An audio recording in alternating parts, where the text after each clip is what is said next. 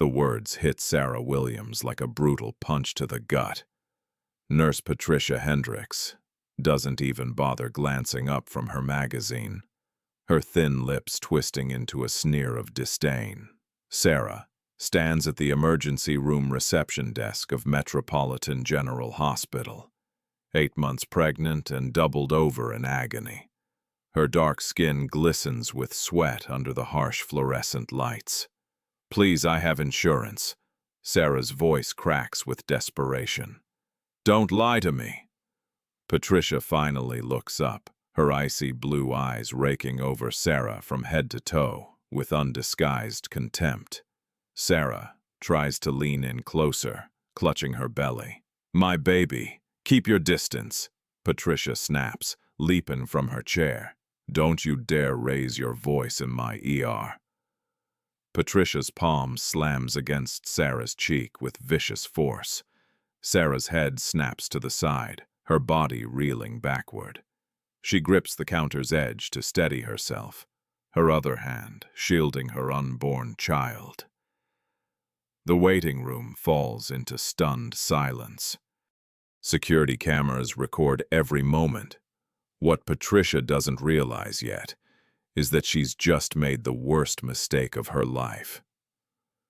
The antiseptic scent of Metropolitan General Hospital mingles with the faint, pervasive aroma of fear and despair that clings to every emergency ward. At 3 a.m., the fluorescent bulbs hum overhead, casting stark shadows across the cracked linoleum floors that have witnessed countless tragedies. Sarah Williams hunches in a hard plastic chair, her hand still pressed to her stinging cheek.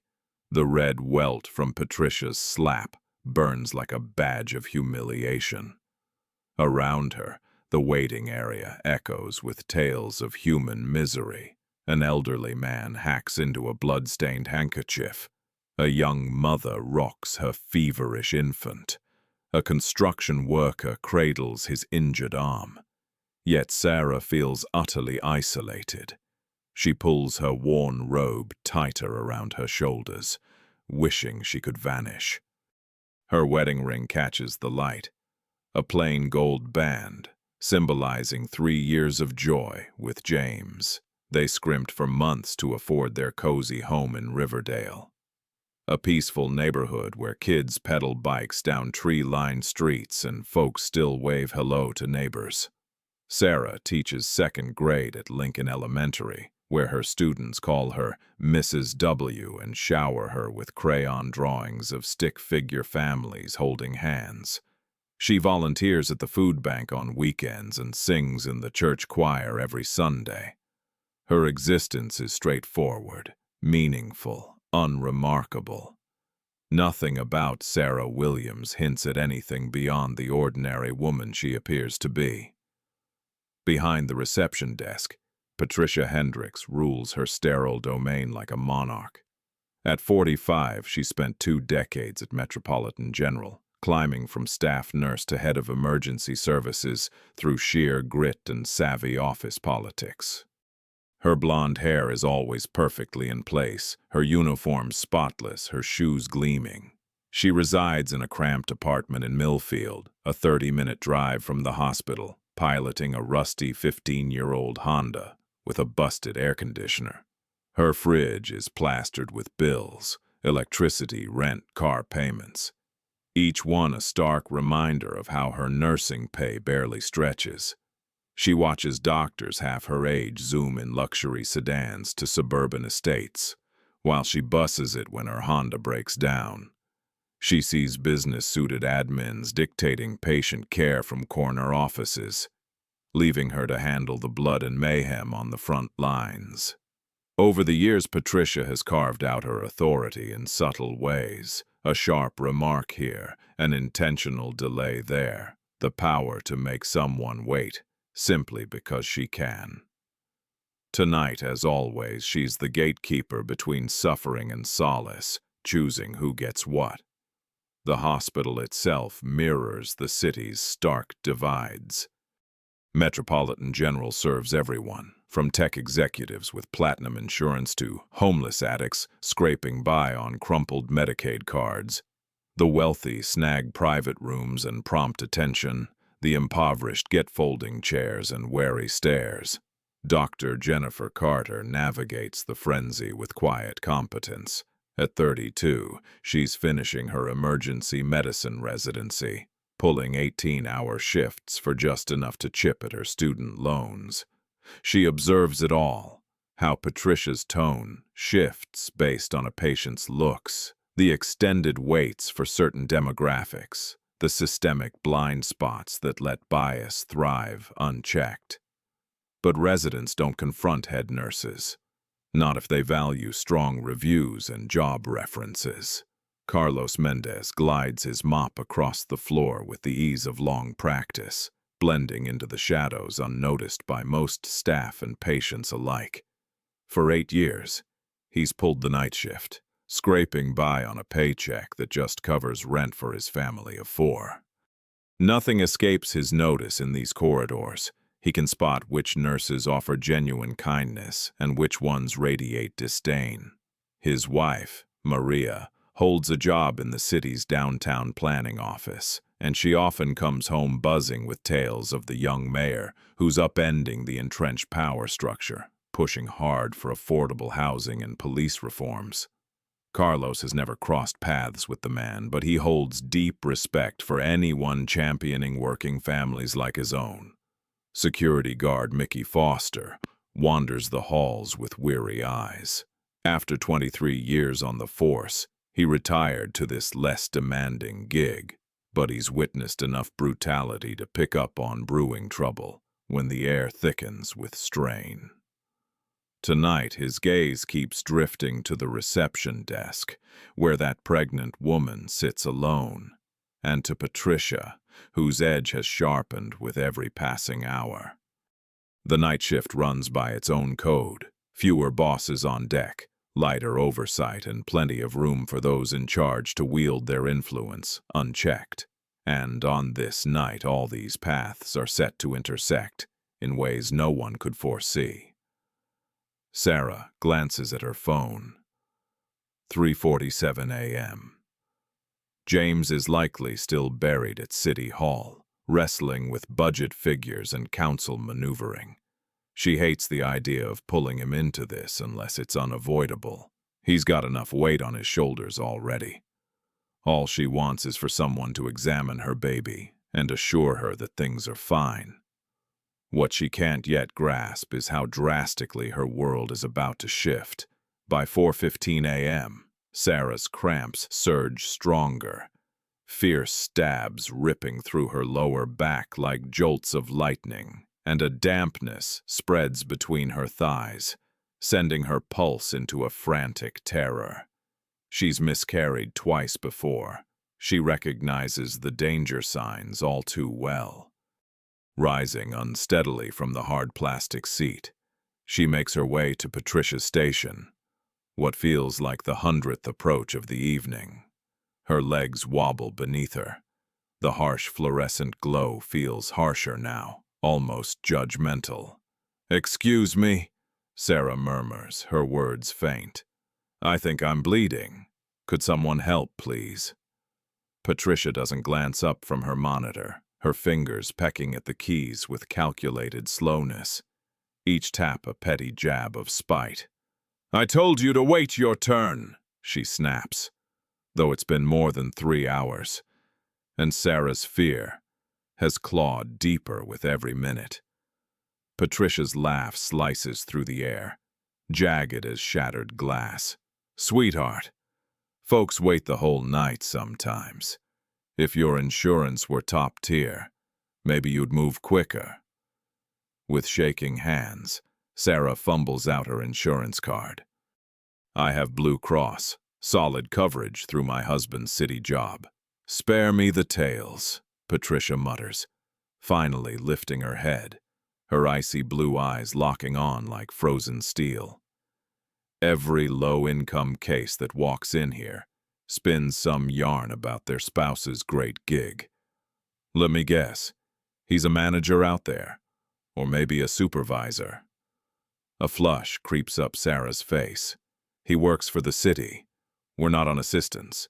We pay our taxes, and he's a public employee. Patricia's tone drips with scorn. Right, one of those. Trash collection, road maintenance, the kind of cushy union spot where you're untouchable, no matter how you slack off. Sarah's hands instinctively cradle her belly as fresh agony crashes over her. Please, I just need a check to make sure my baby's all right. The bleeding's picking up. Rising at a leisurely pace, Patricia leverages her stature to loom over Sarah. You know what your issue is. You lot act like pregnancy turns you into VIPs, entitling you to jump the line ahead of everyone. The phrase, you lot, lingers like toxic fumes. Nearby patients shift uneasily in their chairs. A few discreetly grab their phones, bracing for the escalating clash. I'm not trying to push ahead of anyone, Sarah replies, her voice cracking. I'm terrified for my baby. Terrified? Patricia stalks around the desk, circling like a hunter closing in. If you want real fear, try handling self-important types who figure the universe owes them a fast pass just for getting knocked up. Dr. Jennifer Carter steps into view at the waiting area's fringe, drawn by the rising voices. She takes in the tableau. The expectant mother clutching her midsection, the charged nurse towering above her like some righteous fury, the atmosphere humming with imminent storm. Everything okay over here? Dr. Carter inquires, her tone even and measured. Patricia pivots sharply, her command suddenly questioned. All good, doctor. This patient is just struggling to grasp the idea of waiting her turn. The nurse snaps at Dr. Carter. I've been waiting for 3 hours, Sarah pleads with the doctor. I'm 8 months pregnant, and I think something might be wrong. Dr. Carter's medical instincts kick in immediately. What sort of symptoms are you having? Cramps, back pain, and some bleeding. She's just being overly dramatic. Patricia cuts in sharply. Trust me, I've dealt with real emergencies. This isn't one. Dr. Carter frowns deeply. Bleeding at 34 weeks could be serious. We should at least do a quick check. Dr. Carter. Patricia's tone turns icy cold. I set the triage priorities in this ER. You're here to treat the patients I assign, not to second-guess my professional judgment. The warning hangs heavy in the air. Carter's jaw clenches tight. She's only a resident. Patricia oversees her evaluations, her shifts, her career path. With obvious reluctance, she backs down. Of course, Patricia, but if the symptoms get worse, they won't. Patricia dismisses her with a wave. Go on. I'm sure you have actual emergencies to handle. Dr. Carter gives Sarah an apologetic glance before vanishing back into the treatment zone. Sarah feels hope slipping away from her, like liquid pouring from a cracked vessel. Carlos Mendez pretends to mop nearby the reception desk, his weathered hands gripping the handle harder as he watches the clash unfold. He's seen Patricia bully patients before, but never with such vicious intensity. His phone feels heavy in his pocket. He knows he should record it, but hospital policy strictly bans filming staff. Patricia turns back to Sarah, her venom refreshed. Now that you've wasted the doctor's time with your little show, let me explain how things work around here. You sit. You wait quietly. You don't bother the medical team with your paranoid delusions about bleeding. But I am bleeding, Sarah insists, her voice rising just a bit. I can feel it. Something's not right. Keep it down, Patricia hisses. This is a hospital, not a street corner. Sarah tries to obey, but desperation makes her bold. Please, I'm begging you, just let someone look at me. 5 minutes, that's all I ask. Patricia's face twists in anger. Begging now. There it is, the real you. You think if you plead hard enough, I'll take pity. You figure tears and whining will get you special treatment. I think basic human decency should mean I get medical care when I need it. Sarah replies, her teacher's resolve finally overriding her fear. The words strike Patricia like a slap. Her cheeks flush red, and her fists ball up at her sides. Human decency? You want to lecture me on decency? I just want someone to help me save my baby, Sarah retorts. Your baby. Patricia steps closer, invading Sarah's personal space. Let me tell you something about your baby. Maybe if people like you thought twice before popping out kids, we wouldn't have overcrowded schools, strained welfare systems, and ERs packed with folks who can't handle the fallout from their choices. Gasps echo through the waiting area. Several patients pull out their phones, filming Patricia's rant openly now. Carlo stops pretending to clean and positions himself for a clear view of the whole scene. Sarah's eyes well up with tears, but her voice grows firmer. You don't know anything about me or my family. You have no idea what we've been through or what we've lost. I know plenty, Patricia snarls. I know your kind. Showing up here playing the helpless card, expecting everyone else to fix your messes. Guess what? Your messes aren't my top concern. My baby's life should be everyone's priority. The declaration lingers between them like a challenge thrown down. Patricia's face purples with rage. She's lost her grip on the situation, lost her hold on her authority, and she knows it. But instead of pulling back, she doubles down. Get up, she commands. What? I said. Get up. I want everyone in this waiting room to see exactly what happens when you think you have rights. Sarah stays seated, confusion and fear battling across her features. I don't understand. You will. Patricia grabs Sarah's arm and yanks her to her feet with brutal force. Sarah cries out as pain shoots through her back and belly. This, Patricia announces to the room, her voice booming over the stunned silence, is what comes of thinking pregnancy entitles you to make demands. Her hand pulls away, and for a split second, time seems to freeze. Carlos fumbles for his phone. Dr. Carter reappears at the treatment area's entrance. The security guard, Mickey Foster, moves forward. Sarah Williams, an elementary school teacher married to a man whose real identity remains a mystery to everyone around her, finds herself utterly vulnerable as the impending crisis looms over her. Patricia's hand slams into Sarah's cheek with brutal intensity, knocking her off balance and sending her reeling backward. Sarah's palm instinctively rises to her face as tears spring forth, the sharp pain throbbing along her jawline. Yet the deeper sting of shame scorches her from within.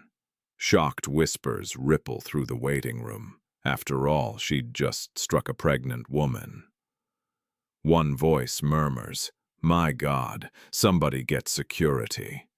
Yet security guard Mickey Foster remains rooted in place, his fingers hovering uncertainly over his radio. Patricia's tight with his boss, woven into the hospital's hierarchy, and he's witnessed her accusations ruin lives in the past. Sarah stumbles into a chair for support, her free hand cradling her belly to shield her unborn son. A rush of heat floods her skin, the imprint of Patricia's palm swelling into a vivid red bloom. You hit me!" Sarah stammers, her words frail with disbelief. "Damn right I did."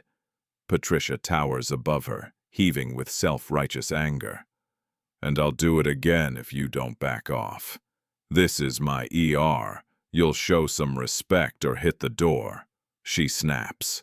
Dr. Jennifer Carter rushes in, her instincts as a healer overriding any institutional red tape. Patricia, what the hell? You can't attack a patient like that. Attack! Patricia whirls on the younger physician. She was the one acting hostile and intimidating. I was just protecting myself. She's 8 months along and bleeding, Dr. Carter counters, dropping to her knees beside Sarah to check her vital signs. This behavior is way out of bounds. Doctor. Carter, you're way overstepping, Patricia replies, her tone shifting to a chilling composure. I'd advise you to get back to your rounds before I report your defiance to your superior. The warning lingers heavily in the tense atmosphere. Dr. Carter's cheeks flush with frustration, but she steadies Sarah back into her seat. This goes in my official log, she mutters under her breath. Go ahead, Patricia retorts, her grin icy and unforgiving. Bet the higher-ups will love hearing your side of it. Carlos Mendez can't hold back any longer. He lets his mop crash to the floor, with a resounding thud that echoes across the waiting area. I saw the whole thing. That woman didn't threaten a soul. Patricia's gaze whips toward him, sharp as a viper's strike. Pardon? Who asked you, janitor? Nobody, ma'am. Then zip it and stick to mopping, unless you're eager for a job hunt. Carlos's calloused fists ball up tight, but thoughts of his 4 kids and mounting bills steady him. He retrieves the mop with shaking hands, fury smoldering in his glare without outlet. Desperate to flee the horror unfolding, Sarah struggles to her feet once more. I'll take my chances elsewhere. Just let me go. Park it. Patricia obstructs her like a warden on duty. Not until I say so. You have no right to keep me here, Sarah protests. Try and stop me. Patricia fishes out her phone. Mickey, over here now. Got a rowdy patient who needs restraining. Foster shuffles forward hesitantly, looking ashen. Patricia, perhaps we ought to just release her. Doubting me now, too. Patricia's pitch climbs into a piercing screech. Anyone here forget who's running this place? A warm trickle seeps down Sarah's thighs, the mounting pressure and ordeal igniting early labor. This isn't right. She breathes softly. My water broke, I think. Oh, please, more theatrics. Patricia dismisses without a glance. People like you will invent anything for a spotlight. But Dr. Carter notices the darkening patch on Sarah's gown, her expression draining of color. Patricia, she requires urgent care. This might turn fatal if ignored. Her bad attitude's the real crisis around here. Sarah hunches forward as a fierce contraction rips across her belly. At just 34 weeks, the infant's arrival feels disastrously premature. Help! My baby's in trouble, she pleads through gasps. Your kid'll be just fine after you figure out how to act like a decent person. The venom in those words lands on Sarah like another brutal strike. She's stayed composed, endured with grace, begged without aggression. Yet this nurse degrades her all the same. From the far side of the room, a young mom pulls out her cell to film. This is nuts, she says quietly. We have to put an end to it. Patricia catches sight of the device and charges over in a rage. Erase that immediately. Not happening. You've assaulted her. I'm getting proof. No recordings allowed under policy. Security. But Mickey Foster draws the line there. Patricia, time to cool it. Things are spiraling. Spiraling. Her voice fractures into frantic hysteria. I'm struggling to keep things under control in this madhouse, and now everybody's ganging up on me. She spins back towards Sarah, who's doubled over in clear labor pains.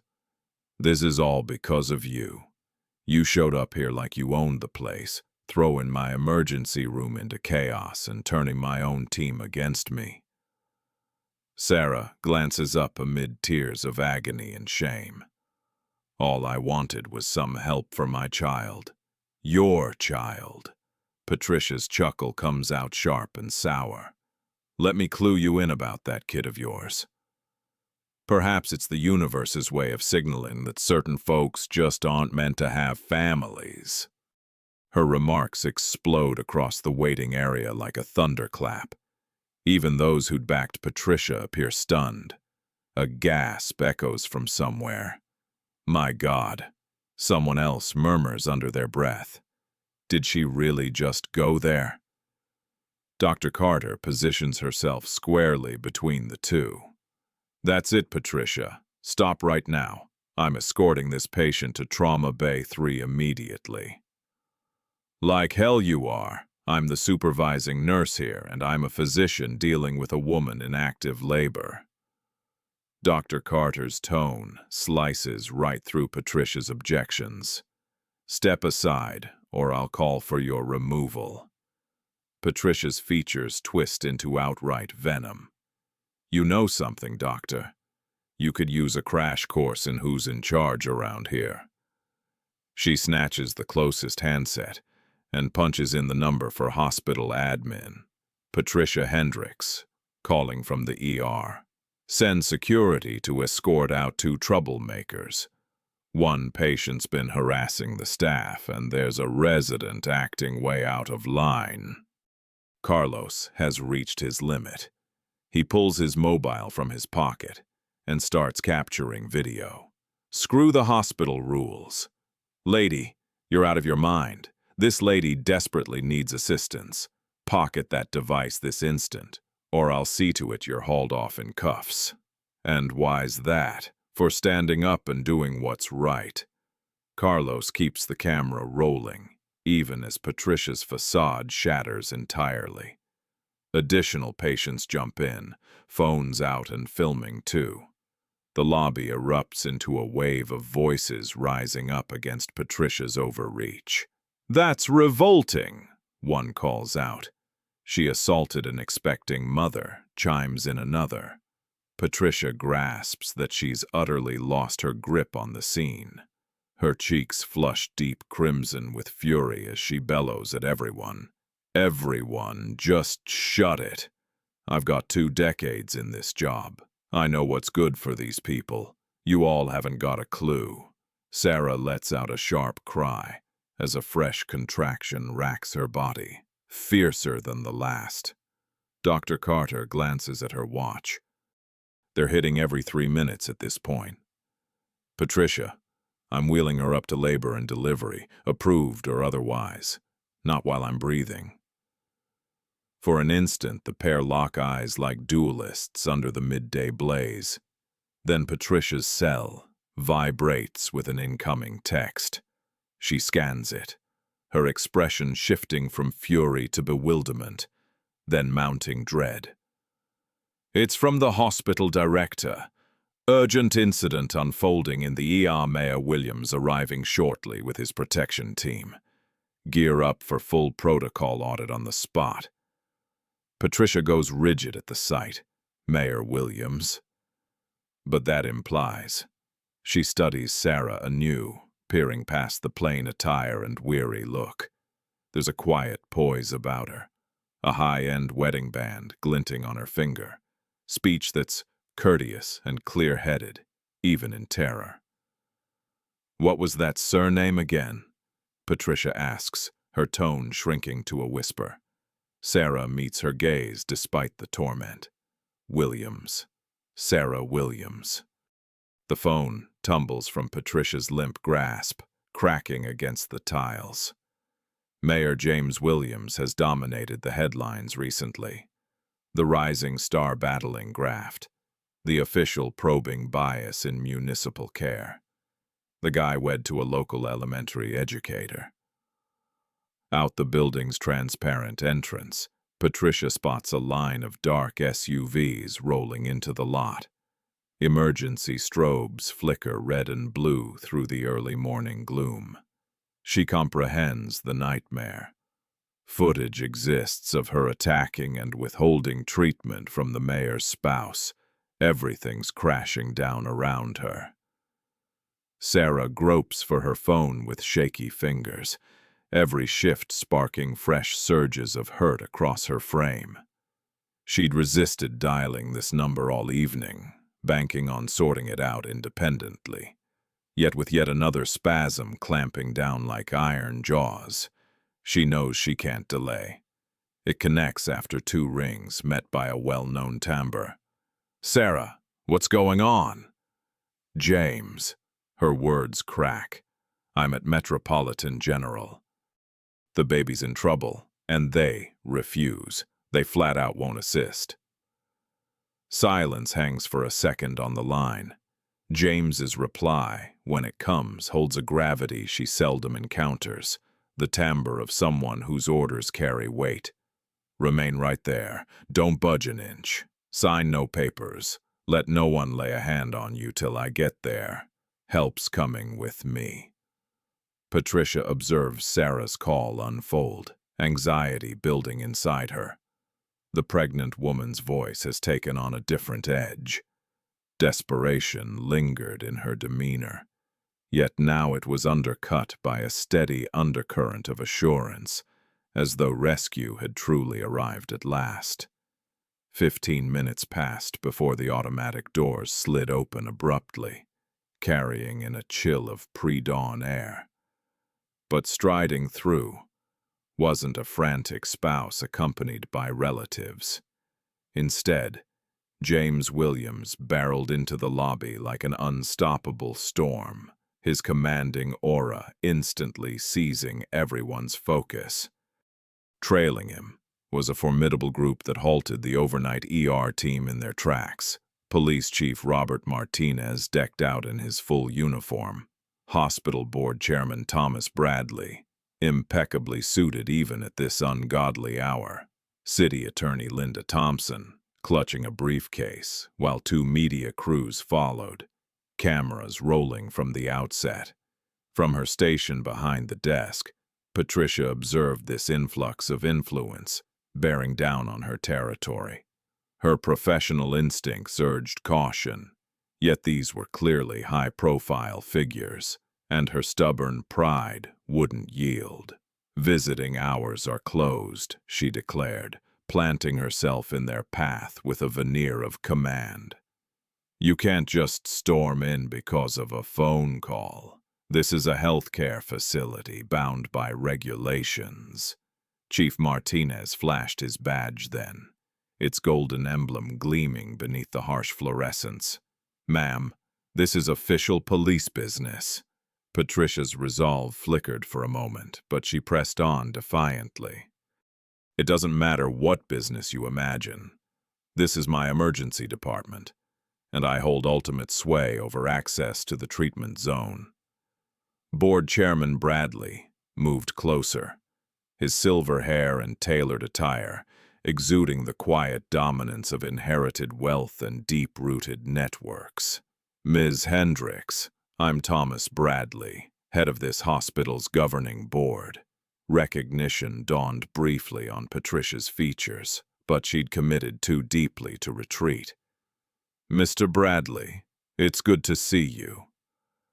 We've dealt with a particularly troublesome patient tonight, one who's been harassing our team. Where's my wife?" James's voice sliced through her words like a blade parting fine fabric. He brushed past the group, his gaze sweeping the waiting area until it settled on Sarah, curled forward in her hard plastic seat, tears tracing paths down her cheeks. Patricia let out a dismissive snort, her air of dominance unshaken. "His wife, is it? So she rounded up some VIPs to scare me off." Powerful contacts won't alter the truth. She was causing trouble. "And Ms. Hendricks," James replied softly. his words laced with an unyielding power that required no volume. "I'm James Williams." "Congratulations, Mr. Williams. That doesn't alter a thing. She must adhere to hospital procedures. And I am this city's mayor." Those words landed amid the ER's frenzy like pebbles disturbing a calm pond, sending waves of hush rippling out until the whole space grew eerily still. The overhead lights even seemed to drone more faintly. Patricia's expression shifted rapidly, bafflement giving way to disbelief, then a dawning dread as the reality hit home. The expectant woman she'd bullied, shamed, and withheld treatment from wasn't merely a low-income case. She was married to the top elected leader of the metropolis. That's not possible," Patricia murmured. She doesn't seem the type." "What do you mean?"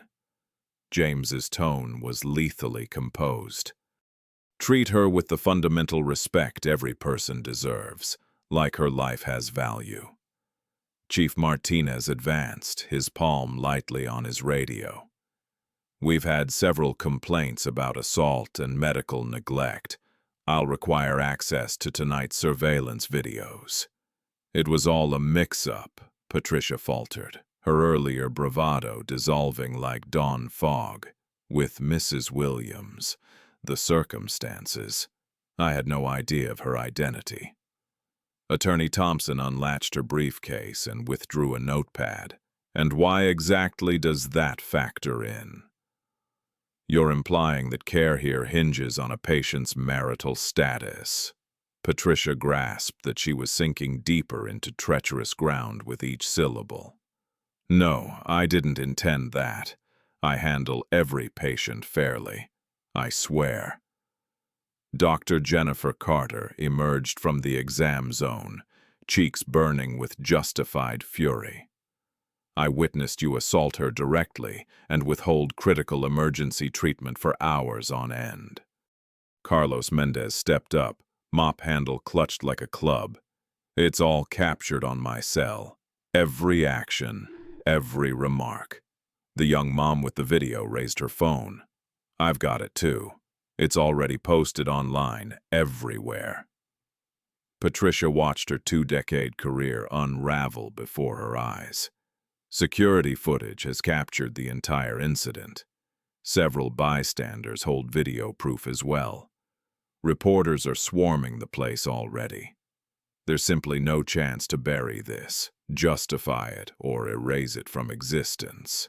James drops to his knees beside Sarah's chair, his polished public image dissolving, to expose a husband gripped by fear. "I'm sorry I didn't get here faster, darling. We'll make sure you and the baby receive the proper medical help right away." In a final act of desperation, Patricia makes her plea. "Mayor, sir, this is all a dreadful mix-up. Just let me clarify what happened." James stands up gradually, and as their eyes lock, Patricia catches a sight that sends ice through her veins. Not fury. That might have been preferable. Instead, she faces the steely, unyielding stare of true accountability. "Ms. Hendricks," he murmurs softly, "the real confusion belongs to you. You assumed influence granted you license to mistreat others. Now you'll discover its true force. The shift occurs in a flash. Patricia Hendricks, who had dominated the ER like a despot just seconds ago, now quivers before the mayor, her hands shaking like dry leaves in the wind. "Mayor, I beg you," she starts, her words cracking under the strain. "I didn't realize who your wife was." "Had I known—" "Enough," James interrupts, slicing through her frantic appeal. "That's precisely the issue, Ms. Hendricks. You acted as if her identity was irrelevant." The hospital's director, Dr. Margaret Talls, rushes in through the ER doors, fumbling with her rumpled jacket thrown on in haste. Shock drains the color from her cheeks, the dread of an unraveling professional life etched there. She scans the chaos, the mayor, the police chief, the flashing news cameras, and Patricia frozen in the middle, like prey caught in headlights. Mayor, I hurried over the moment I learned of this. It's utterly outrageous. Patricia Hendricks is hereby suspended, declares Board Chairman Bradley, his declaration booming across the waiting area. Security will see her off the grounds immediately. All her hospital system privileges are revoked effective now. Patricia's complexion turns ashen, like bleached linen. You have no right to do this. I'm covered by my union. I've got years of service. This requires formal procedures. And the city attorney, Thompson, glances up from her notes.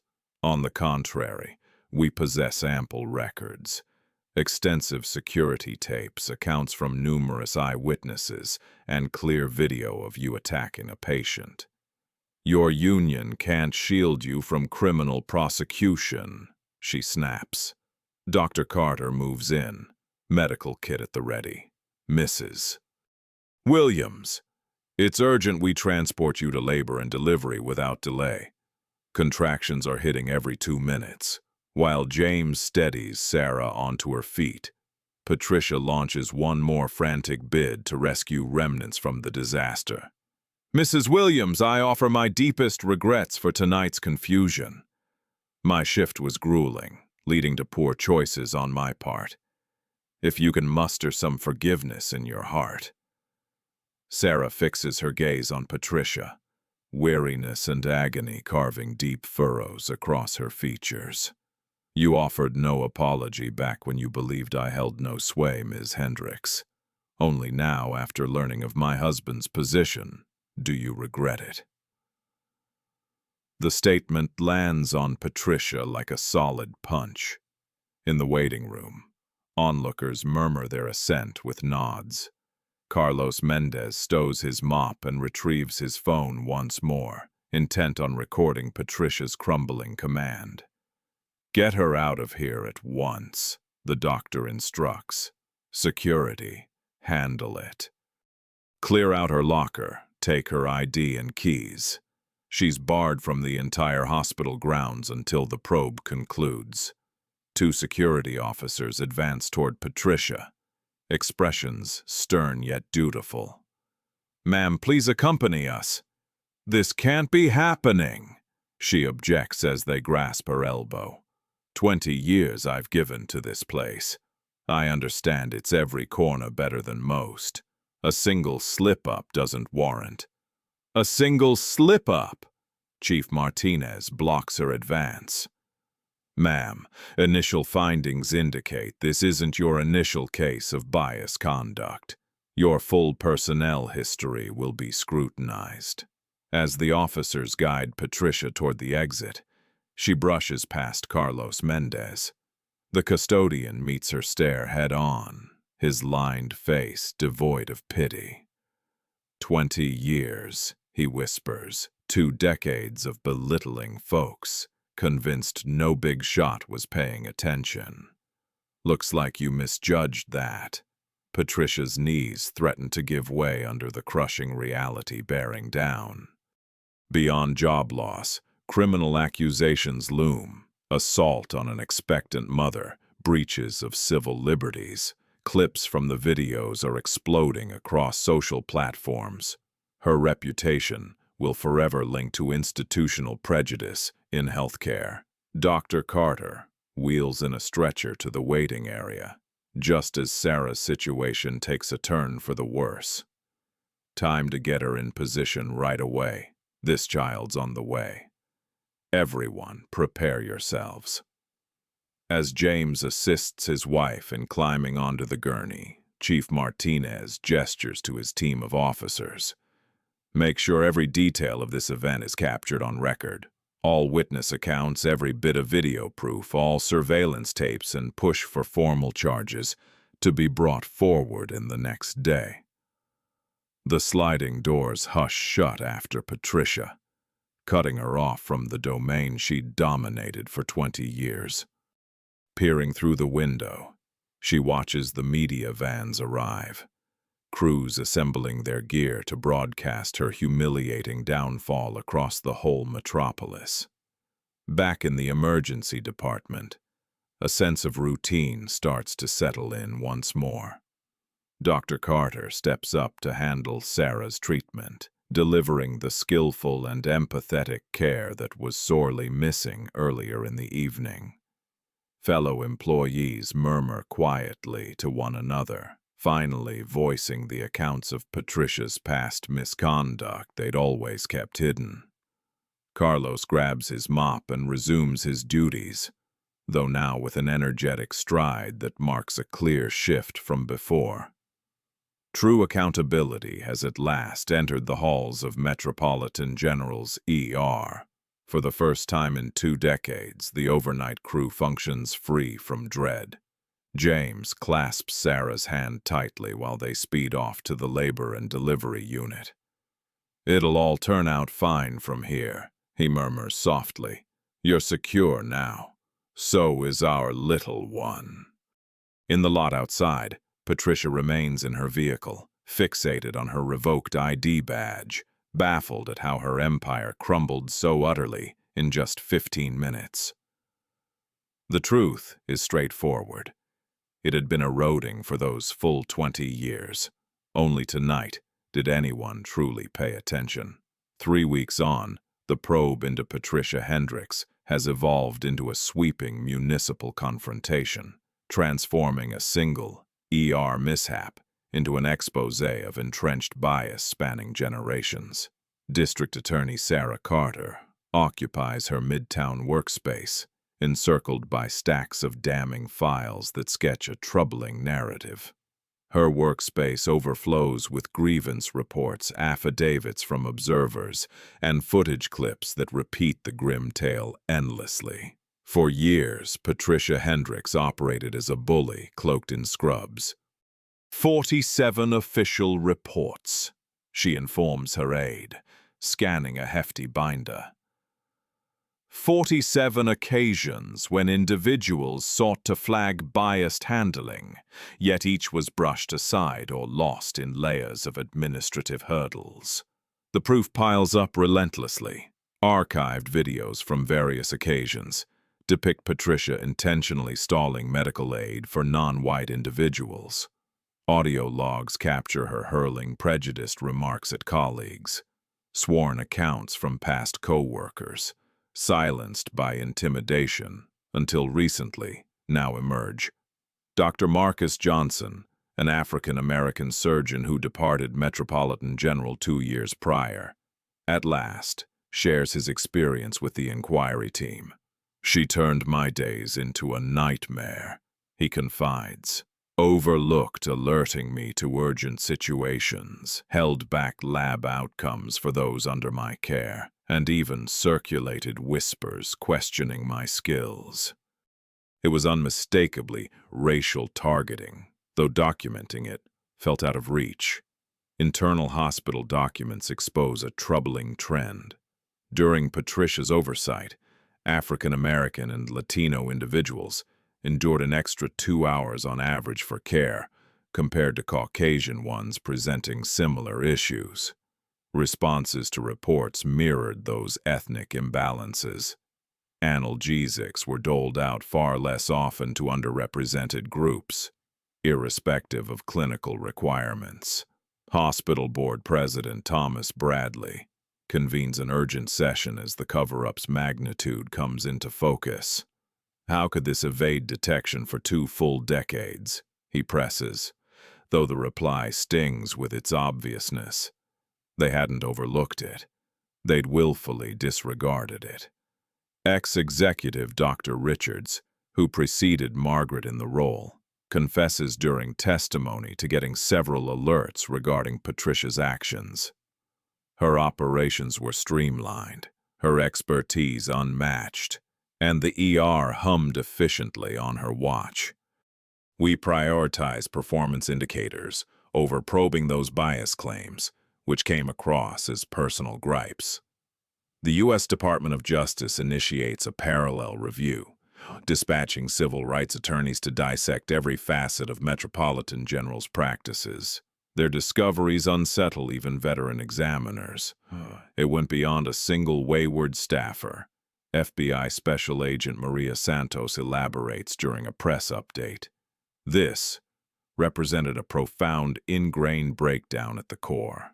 Several tiers of hospital leadership were aware of the discriminatory behaviors and opted to tolerate them rather than intervene. The criminal proceedings commenced 2 months following the birth of Sarah's child. Maya Williams entered the world in good health, even though she arrived early. Yet the ordeal endured by her mother has inflicted enduring wounds on the whole family.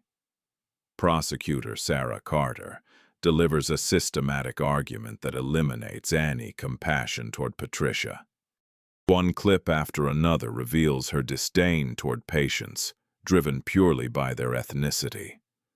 The courtroom collectively inhales sharply as footage from Carlos Mendez's cell phone airs, capturing Patricia's attack on an expectant woman with sharp, undeniable clarity. Patricia's lawyer, Robert Sterling, employs various tactics in her defense.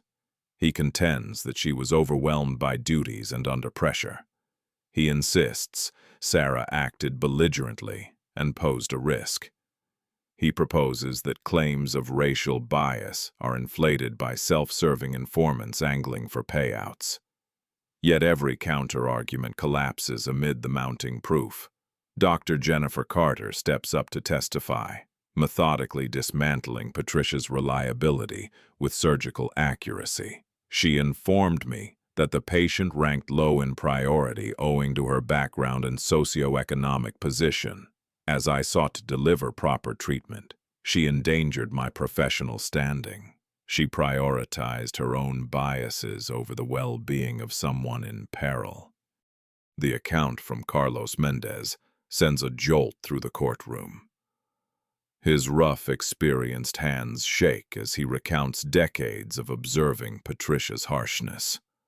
I watched her delay those in agony, simply because their skin tone displeased her.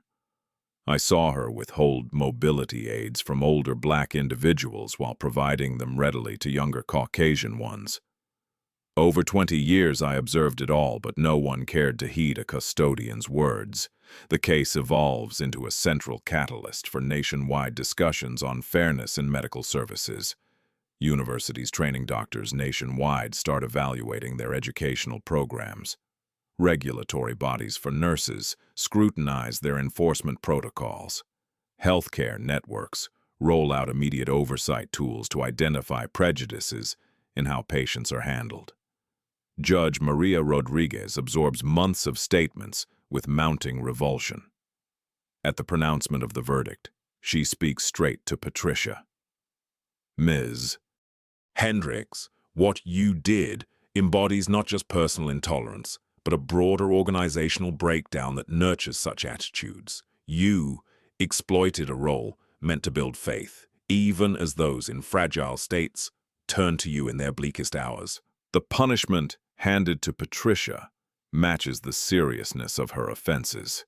She faces 18 months behind bars in a federal facility for breaching civil rights, complete revocation of her nursing credentials, a $50,000 penalty, and 500 hours volunteering at clinics serving underserved communities. In the related lawsuit, the Williams household secures $2.3 million for their harms. Still, the genuine triumph emerges from sweeping reforms. Metropolitan General confronts a $15 million federal pact alongside 5 years under governmental watch. It commits to thorough sessions on combating prejudices, broadening its executive team, creating a standalone unit for patient support, and enduring frequent checks on ethnic gaps in treatment. The Sarah Williams Healthcare Equity Act gains approval in the State Assembly through cross-party backing. This measure mandates every medical institution to monitor and disclose care statistics segmented by ethnicity. It insists on bias prevention education for all healthcare workers and sets up a confidential channel for reporting bias incidents, An additional 23 states propose comparable bills. National nursing oversight groups incorporate bias as an instant basis for stripping licenses. Tests for medical certification now feature items on unconscious prejudices and sensitivity to diverse cultures. Dr. Jennifer Carter advances to head of emergency services at Metropolitan General, marking her as the earliest appointee to that role. Her initial step involves launching an initiative for patient champions, vowing that no individual will endure suffering in isolation ever again. Carlos Mendez earns praise from the mayor's administration for his courage in recording Patricia's misdeeds. Those recordings now serve as educational resources in medical facilities everywhere, instructing teams on why they must challenge bias openly. The ripple impacts keep expanding outward. Healthcare operations nationwide assess their grievance processes. Government funding for medical sites hinges on proven balance in treatment results. Secure, unnamed channels for reports turn into the norm across the field. Patricia Hendricks starts her sentence at a low-security federal prison and engaging in required workshops on unconscious bias. She pens letters of remorse to past patients, but numerous recipients choose not to receive them. Yet the deepest shift lies in the broader culture. Footage of her attack on Sarah Williams has garnered millions of views, serving as a harsh wake-up call that bias in medical care isn't merely unethical, it's a crime. Medical professionals nationwide pause before allowing prejudice to shape their care choices, mindful of Patricia Hendricks and the ever-vigilant pursuit of fairness. The system remembers for a long time. Half a year on, Sarah Williams relaxes in her bright living room, cradling tiny Maya close to her heart. The infant's delicate fingers grip Sarah's thumb with unexpected might. Sunlight streams in via sheer curtains, dappling family pictures that welcome their latest edition. James, browsing tablet updates on health policy shifts, murmurs, "One more state has enacted the Williams Act." That brings the total to 26 states mandating bias checks in medical facilities. Sarah tucks Maya's blanket more securely, her tone gentle and introspective. "I never sought the limelight. All I wanted was my child's safety. But if my ordeal spares other families that pain, then perhaps some good emerged from the darkness." The transformations run deep and persist. Metropolitan General Hospital now exemplifies fair treatment for all. In the very waiting area where Sarah endured her ordeal, a plaque honors patient respect. Updated guidelines guarantee empathetic service to everyone, irrespective of ethnicity or financial status. During shift handovers, Dr. Jennifer Carter's words ring out, urging the team to uphold their vow against harm. Satisfaction ratings from patients have soared to record levels across every demographic. The atmosphere of intimidation Patricia once promoted has given way to authentic empathy and oversight. Carlos Mendez continues his overnight shifts, yet he also steps up as a patient supporter. Those hands, formerly clenched around a mop in anger, now offer solace to anxious relatives. Treat every individual as if they truly count, he advises incoming staff in training sessions. Government monitoring has produced striking outcomes. Differences in wait times based on race are gone.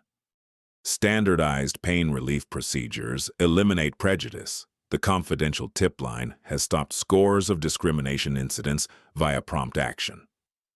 Nationwide, Sarah Williams's influence keeps expanding within health networks.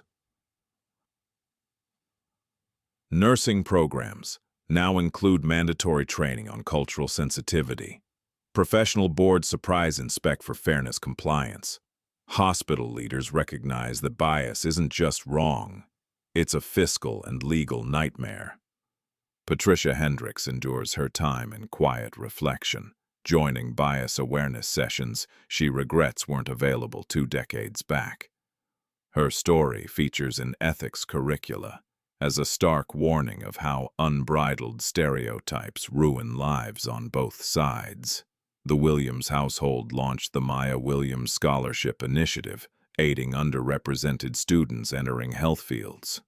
Settlement funds are quietly allocated to foster a more diverse roster of future caregivers, mirroring the populace they serve. Sarah resumes classroom duties, infused with fresh insights on standing up for rights. Pupils still address her as Mrs., though she's increasingly invited to medical symposiums sharing patient viewpoints.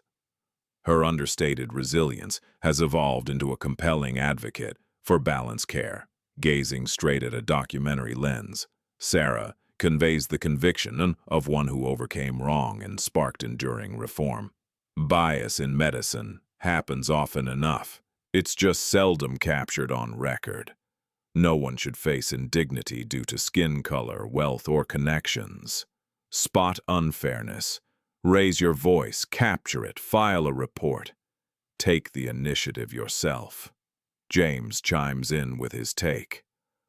Real progress starts when everyday folks reject mistreatment head-on. Patricia saw my spouse as weak, but anyone wields influence by insisting on fundamental respect. The footage shows Maya resting soundly, oblivious to how her harrowing arrival sparked changes that now protect countless other kids in hospitals everywhere. The numbers paint a clear picture of this shift. In states where the Williams Law took effect, reports of bias in healthcare dropped by 60%.